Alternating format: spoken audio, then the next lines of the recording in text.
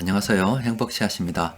오늘도 우리 시장에 영향을 미쳤던 주요 재료와 시장 수급을 살펴보면서 하루를 마무리하는 시간을 가져볼까 합니다.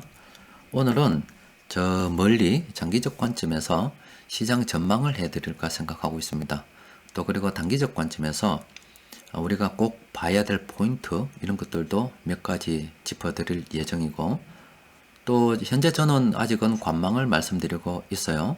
그런데 영원히 관망하고 있을 수는 없지 않습니까? 언젠가는 우리가 주식을 사야 되는데, 그럼 언제 우리가 주식을 사야 될 것인가? 그런 이야기도 함께 나눠보고자 합니다. 자, 먼저 우리 시장부터 살펴보도록 합시다. 오늘 시장이 많이 올랐습니다. 코스피는 5.89% 올랐고, 코스닥은 5.26%, 그리고 코스피 200은 5.7% 정도 상승을 했어요. 차트를 보게 되면은 엄청나게 올랐습니다. 하루에 100포인트씩 날라버렸습니다. 그것도 단기간에 이렇게 상승해 버렸어요. 최근에 이렇게 시장이 급등했기 때문에 최근에 주식을 매수하신 분들께서는 아마 수익이 많이 났을 겁니다. 제 생각으로는 아마 그분들 입이 귀에 걸렸을 것 같아요. 수익 축하드립니다. 또 그리고 이미 주식을 보유하셨던 분들께서는 그동안 워낙 많이 하락을 했기 때문에 최근에 이만큼 상승했다 하더라도 그렇게 와닿지는 않을 거예요. 그래도 최근에 이만큼이나 상승을 해줘서 항상 이 상황을 긍정적으로 생각하면은 즐거울 수 있죠. 손실이 많이 줄었구나 이렇게 생각하면은 마음이 조금 위안되지 않겠습니까? 그런데 제가 오늘 여러분들께 장기적 관점에서 시장 전망을 하나 해드리고자 하는 것은, 이렇게 현재 아예 바닥권에서 매수하신 분들이나 또 그리고 이렇게 조금 요보다는 훨씬 높은 고점에서 매수해서 현재 물려 있는 분들이나 아마 다 해당이 되는 상황일 겁니다. 현재 우리가 이 투자라고 하고 있는데 사실은 우리가 굉장히 쉬운 게임을 하고 있는 겁니다. 무조건 이기는 정말로 쉬운 게임을 하고 있는 거예요. 돈이 정말로 하늘에서 정말 눈처럼 쏟아지고 있습니다. 말만 꺼내면 그냥 천조예요. 영국에서도 천조 푼다고 그러고, 독일에서도 천조 푼다고 그러고, 미국은 한술 더 떠서 무제한으로 풀겠다 그러고, 또 미국 정부에서는 2,500조를 또 풀겠다고 해요. 우리나라에서도 100조를 풀겠다고 합니다. 이렇게 세계 각국에서 또 그리고 중앙은행에서 인류 역사상 이만큼 돈을 푼 적은 결코 없었습니다. 이게 아마 처음입니다, 처음. 그런데 저렇게 돈이 풀리게 되면은 돈의 가치가 하락한다는 것은 우리는 여러 경험상 많이 알고 있잖아요. 이미 저 멀리 지금 현재 진행되고 있는 것만 하더라도 아르헨티나, 또 그리고 베네수엘라, 그리고 얼마 전에 짐바브웨, 그리고 조금만 더 거슬러 올라가면은 독일 마르크. 여러분들 궁금하시면은 마르크가 2년 만에 종이게 된 그 과정을 지켜볼 수가 있어. 사진들 많이 있습니다. 또 그리고 일본 돈도 이렇게 종이가 됐던 적이 있잖아요. 여튼 이렇게 돈이 많이 풀리기 때문에 가장 손해보는 사람은 월급 받는 사람들, 그리고 현금을 그대로 들고 있는 사람들, 이런 사람도 손해보겠지만 다소 물렸을지라도, 이렇게 2200포인트에서 이렇게 다소 물렸을지라도 이때 당시의 돈과 지금 돈, 불과 두 달 만에 돈의 규모가 차원이 달라졌습니다. 엄청나게 많이 풀렸어요. 단지 지금은 아직 위험이 본격적으로 닥친 것이 아니라서 기업들이나 그리고 큰돈 굴리는 투자자들이 망할까봐 겁이 나가지고 주식이라든지 다른 자산을 팔아서 현금을 조금 챙기는 과정이라 이렇게 과매도되어서 그런 거죠. 그런데 상황이 조금 정리되고 그런 돈들이 튀어나오기 시작하게 되면은 이제 이렇게 많이 불린 돈이 다 어디로 가겠습니까? 막 사방팔방으로 쏟아져 놓으면은 돈의 가치 하락을 사람들이 실감하게 될 겁니다. 그러면 주식 가치는 재평가를 받을 수밖에 없어요. 그럼 2000포인트는 나중에 7천, 8천, 10,000포인트를 가게 되면은 굉장히 싸게 매수한 게 되는 거예요. 앞으로 여러분들이 관심을 가지고 있어야 될 부분은, 내가 얼만큼 돈을 벌고 1,000만 원을 넣었는데 아이고 단기간에 2천만 원이 되었다, 와 돈 1,000만 원이 벌었네, 1,000만 원 벌었네, 이런 게 중요한 게 아니고, 여러분들이 고민해야 될 포인트는 가능하면은 좀 오래 들고 있어야 되는데 어떻게 하면은 내가 좀 오래 들고 있을런지 이런 고민을 해 보셔야 돼요. 또 그리고 여러분들 자녀분들이 계시다면 자녀분들께 정렬에 쌓여 못 팔도록 좀 장기 보유를 할 수 있도록 이런 계획을 세워보는 것도 굉장히 좋아요. 여튼 제가 말씀드리고 싶은 것은 이 장기적인 관점에서 지금 현재 우리는 무조건 이기는 그런 쉬운 게임을 하고 있다는 것을 잊으시면 안 돼요. 여기서 무조건 이기는 방법은 들고 있어야 됩니다. 조건이 들고 있어야 되는 거예요. 팔아버리면 땡입니다. 땡. 자, 그리고 최근 반등에 대해서 잠시 말씀드리면 요 반등 있죠. 이 반등은 어제 쭉 제가 정리해 드렸습니다. 자세하게 정리를 해 드렸기 때문에 아직 못 보신 분들이 계실 수도 있어. 이 동영상 끝부분에 제가 다시 링크를 한번 더 걸어 드릴게요. 자, 지금 이렇게 반등을 하고 있는 것은 댐을 만들어서 그런 겁니다. 앞으로 저기 위에서 이렇게 폭우가 쏟아져 가지고 위험이 다가오는 것 같은데 그런 위험을 대비해서 이렇게 댐을 만들어 놨다 이 말이에요. 유동성을 풀어서 현재 딱 그런 위험을 잘 타고 넘을 수 있도록 준비를 해놨다 이 말이에요. 그래서 이런 준비로 인해서 그 정도 위험을 우리가 막을 수 있지 않겠나 하는 기대감으로 현재 시장은 상승한다, 반등한다 이렇게 볼 수가 있는 거예요. 그런데 제가 걱정하고 있는 부분이 있다고 말씀을 드렸죠. 여러분들 아마 지금 현재 오늘 뉴스 같은 거 보니까 자영업자분들, 어려운 분들께 정부에서 돈을 지원을 해준다 그러니까 정말로 그 대출을 내기 위해서 한 수백 메다 줄을 선 장면들이 있더라고요. 그러니까 실제 많은 분들이 어려워서 은행에 돈을 빌리러 갑니다. 그러니까 결국은 대출을 해주는 건데 저 대출을 아무나 다 받을 수 있는 건 아니다 이 말이에요. 기본적으로 대출을 받을 수 있는 여력이 되어야 되는 거예요. 또 그리고 여력이 된다 하더라도 내가 신청한 자금의 전부를 받을 수는 없을 겁니다. 현실적으로 그게 또 한 사람한테 몰아줄 수도 없는 노릇이기 때문에 나눠 줘야 되는 거라서 어떤 사람은 지금 현재 5천만 원이 필요한데 실제 가보니까 뭐 2,500만 원밖에 안 된다 대출이 그럴 수도 있어요. 근데 중요한 거는 그나마 그렇게 조금이라도 지원을 받아서 공짜는 아니지만 좀 저금리로 어느 정도 자금을 융통할 수 있는 사람들은 상황이 나은 거죠. 나은데 대부분의 사람들은 아마 못 받는 분들도 뭐 상당히 많지 않겠나 저는 그런 생각을 하고 있어요. 그런데 이제 그래서 우리가 지켜봐야 될 부분은 뭐냐, 지원을 받지 못하는 분들이 결국에 파산을 하게 되면 가게든 조그만 상점 아니면 가정 또 그리고 기업들 이런 기업들이 하나하나씩 파산을 해서 그게 쌓이면 그 하나의 파산은 작을 수가 있습니다. 그런데 그런 파산들이 모이면 큰 덩치를 이루기 때문에 그 역시 뭐 규모가 아주 상당하다 그러면 이 시스템 위기를 불러올 수도 있다 이 말이에요.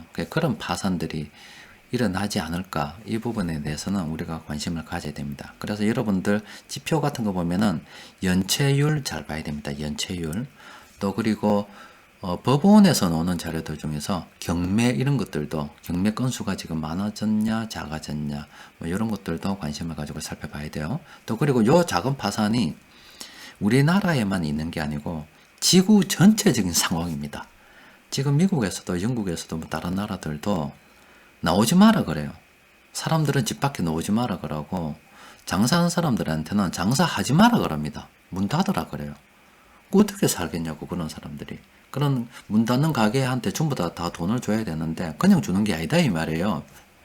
빚내라 이게 빌려주는 거고 그마저도 다 주는 것도 아니고 일부만 받으니 나머지 사람들은 결국엔 파산자들이 늘어날 거기 때문에 이 부분 꼭 관심을 가지고 살펴봐야 돼요. 저게 한번 문제되면 굉장히 심각한 겁니다. 그래서 여러분들이 돈을 지금 현재 투자를 해야 될 겁니다. 좀 뭐 시기가 되면 해야 되는데 그래도 다 하면 안 돼요. 조금 떼놔야 돼요. 최후의 수단을 조개 저런 일이 안 생기면 좋겠지만 혹시라도 저런 일이 생길 수도 있기 때문에 저때를 대비해서 정말로 어느 정도 조금은 좀 떼놔서 저때 다시 투자할 수 있도록 딱 준비를 해두는 게 좋습니다. 뭐 요거는 좀 더 지나야 되는 일이고 지금 당장은 좀 우리가 살펴봐야 될 것은 지금 사우디하고 러시아의 전쟁이에요. 사실은 우리가 지금 이렇게 어려워진 게 미국에서 기준금리 1.5%에서 0%로 낮춘 직접적인 원인은 저것 때문입니다. 유가 때문이잖아요. 코로나가 뭐 돌아다니더라도 별 걱정을 안 했어요. 뭐 조금 뭐 머물다가 뭐 계절이 달라지면 회복되겠지. 이런 수준이었는데, 뜬금없이 사우디하고 러시아하고 감산한다고 난리지기 버리니까. 사우디는 뭐 신문 보도 쭉 읽어보다 보니까 1배럴을 생산하는데 뭐 3달러? 원가가 3달러? 그리고 러시아는 8달러. 미국은 한 20에서 한 30달러 정도. 그 부근이라고 하는데 가격 경쟁력이 안 되잖아요. 뭐 상대가 안 된다 아닙니까? 근데 여튼 쟤들이 기름값을 막 떨어뜨리다 보니까 미국의 시열가스 업체들 도산 또 그리고 뭐 시열가스를 갖다가 내가 뭐 전혀 관련이 없지만 경기 침체로 인해서 뭐 채권 시장이라든지 다른 데서 자금 조달을 좀 해야 되는데 뭐 시열가스 업체들 때문에 뭐 채권 시장이 어려워지게 되면 자금 조달 역시 뭐 쉽지 않을 거니까 그런 상황들이 결국 금융권 부실로 이어지고 금융권이 부실화되면 시스템이 무너질 것 같으니까 지금 놀래가지고 미국의 기준금리를 0% 만들어버리고 돈을 몇천 조씩 풀어버리고 이렇게 되는 거 아닙니까? 저기서부터 시작이 된 거예요. 그런데 지금 트럼프 대통령이 이제 저 협상에 이제 개입하겠다고 그랬어요. 그런데 뭐 그게 시도 먹히지 않았지만 지금 어쨌든 사우디가 본격적으로 아직 정산을 하고 있는 상황은 아니에요. 기름을 더 생산하고 있는 건 아닙니다. 왜냐하면 이달 말까지 오늘이 3월 25일 아닙니까? 그럼 이달 말까지 사우디하고 러시아하고 기존 감산 합의가 3월 31일까지는 돼 있대 말이에요. 4월 1일부터 문제가 되는 그때부터는 마음대로 정산할 수 있습니다. 그런데 미국으로서는 시간이 별로 없긴 하죠. 그때 제가 볼 때는 지금 미국에서 사우디하고 직접 협상을 할 가능성이 있지 않겠냐. 그러니까 이 사우디하고 예전에 러시아는 오펙이 포함되어 있지 않습니다. 주변국입니다. 그런데 사우디에서 러시아도 뭐 유가를 기름을 생산하다 보니까 너것도 우리하고 같이 하자. 뭐 같이 이익 아니냐. 이래서 같이 끼워줬는데 러시아에서 안 한다 그러니까 미국이 우리하고 하자. 러시아 빼버리고 사우디하고 너하고 우리하고 하자. 우리 앞으로 협의를 해서 좀 원유 가격을 감산하든지 정산하든지 상황에 따라서 좀 조절해서 가격을 어느 정도 좀 통제를 하자. 우리하고 하자. 이렇게 나올 수가 있어요. 그렇게 되면은 만약에 미국하고 사우디하고 동맹을 맺게 되었다. 그렇게 되면 석유 가격이 안정을 찾을 수도 있습니다. 러시아하고 동맹 맺는 것보다 훨씬 더 빠를 수가 있어요. 왜냐하면 미국이 러시아보다 석유 생산량이 더 많거든요, 지금. 그래서 요거에 하나의 변곡점이 될 수 있어요. 여기에 잘 되면 시장 이 반등이 좀 더 갈 수도 있습니다. 그런데 만약 요게 또 잘 되면 반등뿐만이 아니라 이제 세계 자금 흐름에 변화가 생길 수도 있어요. 그럼 우리도 이제 투자를 한번 해볼 필요도 있는 겁니다. 그런데 저게 잘 안 되면 이게 또 골치가 아파요. 이거 현재 반등하고 있는데 이 반등하는 게 다시 꺾일 수도 있다 이 말이에요. 요거를 우리가 단기적으로는 꼭 관심을 가지고 살펴봐야 됩니다. 자, 일단 여기까지 큰 흐름 정리해 놓고요. 자, 그러면 오늘 트럼프 대통령이 자, 저기 또 돈을 푼대요. 얼마 전에 상원에서 부결이 되었는데 지금 백악관하고 상원 지도부하고 협의를 했답니다. 2조 달러 풀기로. 구체적으로 어떻게 푸는지는 아직 나와 있지 않습니다만은 우리가 미국 사람이 아니기 때문에 뭐 그건 알 필요까지는 없을 것 같고 일단 돈이 풀린다는 거예요. 저렇게 돈이 풀리게 되면은 시장은 다시 상승할 가능성이 크겠죠. 지금 현재 이 동영상을 녹화하고 있는 시간 이 외국 시장을 보면은 지금 유럽 증시가 이렇게 상승을 하고 있어요. 그런데 지금 저 앞서 보여드렸던 2조 달러 푸는 것이 지금 합의가 됐기 때문에 아마 그렇게 되면은 이 미국 시장이 다시 상승할 수도 있습니다. 그러면 내일도 우리 시장이 상승할 가능성이 크겠죠. 일단 반등의 분위기는 좋아요. 이 반등의 분위기는 앞서 보여드렸던 요 사우디하고 러시아하고 또 그리고 앞으로 미국하고 이 유가가 어떻게 되는가에 따라서 이 반등이 계속 이어갈 것인지 아니면 정리가 될 것인지 아니면 우리가 이제 투자를 본격적으로 해봐야 될 것인지 말아야 될 것인지 하나의 변곡점이 될 것 같습니다. 자, 일단 세계 전체 돈 흐름을 쭉 살펴보면은 약간 변화가 있긴 해요. 완벽하진 않은데 지금 이 자세히 보면은 한때 이렇게 달러가 전 세계에서 똑같이 빠져나갔다 이 말이에요. 그죠? 빠져나갔는데 최근에 보면은 유럽 쪽으로 달러가 조금 들어가고 있고, 또 그리고 저기 아메리카 쪽으로 조금 들어가는 나라가 있긴 해요. 중구난방입니다, 아직은.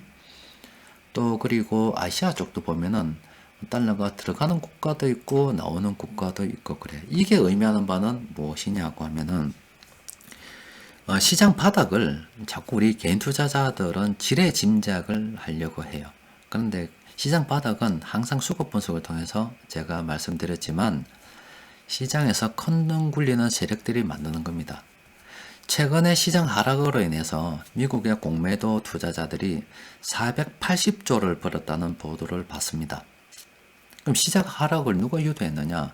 저 공매도하는 세력들이 돈 벌라고 시장에서 나쁜 뉴스를 더 많이 생산해서 내보내면서 이용을 했을 거예요.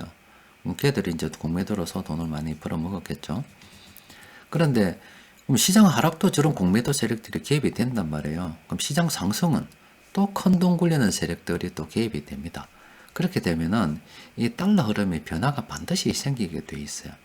그런데 지금 예전에는 일괄적으로 세계 각국 뭐 기업들 그리고 큰돈 굴리는 세력들이 현금을 갖다가 쥐어지려고 하다 보니 달러가 빠져나갔는데 미국에서 달러를 공급하기 시작하고 분위기가 조금씩 나아지니까 지금 달러를 움직이는 세력들이 약간씩 의견이 다르다 이 말이에요. 어떤 세력들은 지금이 바닥이니 어떤 세력들은 아직은 좀 더 가봐야 되니 이렇게 하고 있어요. 제가 지금 기다리는 건 뭐냐면 세력들의 의견 일치입니다. 반대도 아니고 어떤 반이 찬성하는 것도 아니고 세력들이 하나의 관점으로 예전에 달러를 세계 각국에서 똑같이 빼낼 때처럼 이제 똑같이 들어오게 되면은 그때는 우리도 투자를 한번 계획을 해볼 수가 있겠죠. 아직은 관망인데 저 달러 흐름이 지금 변화가 포착되었기 때문에 요 방점을 찍는 것은 앞서 보여드린 그 사우디, 러시아 그리고 미국이 개입된 유가에 따라서 아마 정해질 것 같다는 생각을 하고 있어요. 일단은 아직은 좀 더 관망하는 것이 좋겠고 조만간 시장 흐름의 변화가 생기면 우리도 이제 주식을 사야 될 순간이 올 수도 있습니다. 일단 조금 더 기다려 봅시다. 자, 그리고 시장이 조금 뭐 오늘도 올랐기 때문에 시장 수급을 좀 살펴보면은 이래요. 오늘도 이 개인 투자자들이 매수를 많이 했습니다. 자, 개인 투자자들이 매수했는데 시장이 올랐다. 이거는 굉장히 이례적인 거죠. 그러니까 저렇게 시장이 오르는 것은 간단합니다. 어떤 물건이 있어요. 내가 이 가격에 살게 이랬는데 다른 사람이 나는 이 가격에 산다. 호가를 올려서 주문을 내는 거예요. 아니 나는 여기 살게. 아니 나는 여기 살게. 이런 식으로 자꾸 호가를 높여서 주문을 내다 보니까 이 물건의 가격이 쭉 이렇게 오르는 겁니다. 그러면 이 개인 투자자들이 샀는데 시장이 올랐다는 것은 주식을 사고 싶어서 안달이 난 거예요, 지금. 지금 단타는 개인 투자자들 묻지마 투자하시는 분들 엄청 들어와 있다는 겁니다. 그냥 주식을 사면 돈 번다는 생각으로 지금 막 들어왔다는 거예요. 또 저렇게 개인 투자자들이 주식 시장으로 돈을 들고 들어온다는 것은 투자할 데가 없어요. 부동산 지금 투자하기 힘듭니다. 부동산 규제로 다 막아버렸고 또 지금 현재 상황에서 대출도 잘 안 해주는데 어떻게 부동산을 사요? 그런데 주식시장은 문을 활짝 열어놨고 있어요. 주식시장과 관련된 규제들 정부에서 막 풀고 있습니다. 주식시장 돈 좀 넣으라고 풀고 있어요. 또 그리고 금리도 0% 아닙니까? 우리도 이제 0% 되잖아요. 그러니까 이 시중의 유동자금이 갈 데가 없어요. 그렇다 보니 돈 조금이라도 들고 있는 이 개인들은 지금 주식시장으로 들고 들어와서 그냥 삼성전자 사고 싶고 뭐 사고 싶고 막 다 사는 거예요 지금. 호가를 올려서 뭐 주식을 사봐야 알지. 보통 주식을 조금 오래 한 사람들은 그냥 가격 딱 박아놓고 그냥 주문해놓고 놔둬버려요. 놔두면 이제 시간이 흐르면은 어느 정도 체결됐고 이렇게 사는데 당장 사야 되니까 그냥 시장가로 바로바로 주문 내다 보니 이런 일이 벌어지는 거예요. 일단은 뭐 주식시장으로 돈이 들어온다는 것은 굉장히 반길만한 일입니다. 자, 그리고 시장에서 시가총액 큰 종목부터 쭉 보면은 삼성전자 오늘 외국인들이 이렇게 팔았습니다. 어제 잠시 샀더니 오늘 팔아붙어요. 그리고 SK하이닉스 보면은 SK하이닉스는 돈이 조금씩 들어오고 있습니다. 그리고 삼성바이오로직스는 지금 외국인 투자자들이 뭐 오늘부터 조금씩 팔고 있어요. 좀 더 봐야 되는데, 여튼 뭐 최근에 시장이 상승했기 때문에 시가총액 큰 종목들도 이렇게 25%나 상승한 종목이 있을 정도로 굉장히 흐름이 좋습니다. 여튼 지금 개인 투자자들이 이렇게 사고 있기 때문에 우리는 여기에 끼일 필요가 없어요. 우리는 시장에서 큰 돈 돌리는 이 메이저들이 들어올 때, 즉 외국인 투자자들이 본격적으로 투자하기 시작할 때 하면 되는 겁니다. 다소 가격이 높든 말든 상관이 없어요. 쟤들이 들어와야 돼요. 외국인 투자자들이 와서 이게 현물 시장이고 이 선물 시장이라면 선물을 딱 매수 딱 대놓고 선물을 쫙 끌어올려 놓고, 그리고 선물에서 프로그램 매매로 자꾸 이렇게 현물 쪽으로 돈이 넘어오도록 만들면 이 금융 투자와 외국인은 매매가 한 방향입니다. 같아져요. 그러면 외국인들이 매수하면서 이 선물도 먹고 현물도 먹고 금융 투자가 들어와서 현물을 더 크게 먹고, 이런 식으로 막 짝짝이지에서 올라가기 시작하면은 이때가 진짜로 상승하는 겁니다. 개인 투자자들, 쟤들은 또 금방 왔다가 또 금방 나가는 개인 투자자들이기 때문에 우리는 저 외국인 투자자들이 들어올 때까지 조금만 더 기다려 봅시다. 자, 오늘은 여기까지 하겠습니다. 이상입니다.